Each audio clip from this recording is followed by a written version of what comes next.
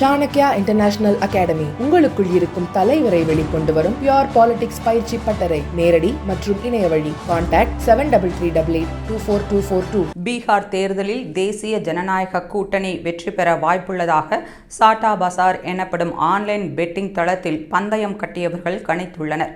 பீகார் சட்டமன்ற தேர்தல் நவம்பர் 6, 11 ஆகிய தேதிகளில் 2 கட்டங்களாக நடக்கிறது.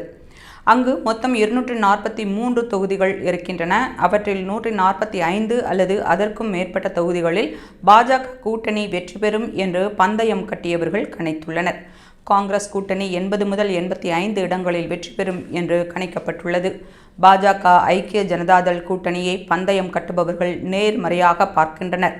ஆனால் காங்கிரஸ் ராஷ்டிரிய ஜனதாதள் கூட்டணியில் இருக்கும் சலசலப்பை பந்தயக்காரர்கள் எதிர்மறையாக பார்க்கின்றனர். மேலும் ஜேஎம்எம் கட்சி தனித்து போட்டியிடுவதும் 25 தொகுதிகளில் அசாதுதீன் ஓவைசியின் ஏஐஎம்ஐஎம் கட்சி போட்டியிடுவதையும் காங்கிரஸ் கூட்டணியின் வெற்றிக்கு எதிரான நடவடிக்கையாக பந்தயம் கட்டுபவர்கள் கருதுகின்றனர்.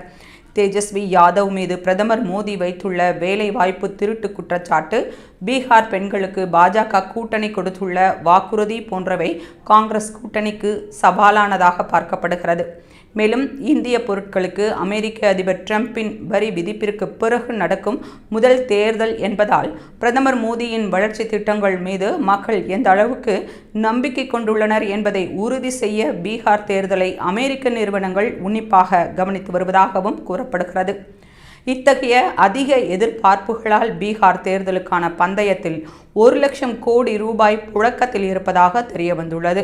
பிப்ரவரியில் நடந்த டெல்லி சட்டமன்ற தேர்தலில் சாட்டா பசாரில் பந்தயம் கட்டியவர்கள் கணித்ததைப் போல பாஜக வெற்றி பெற்றது கவனிக்கத்தக்கது.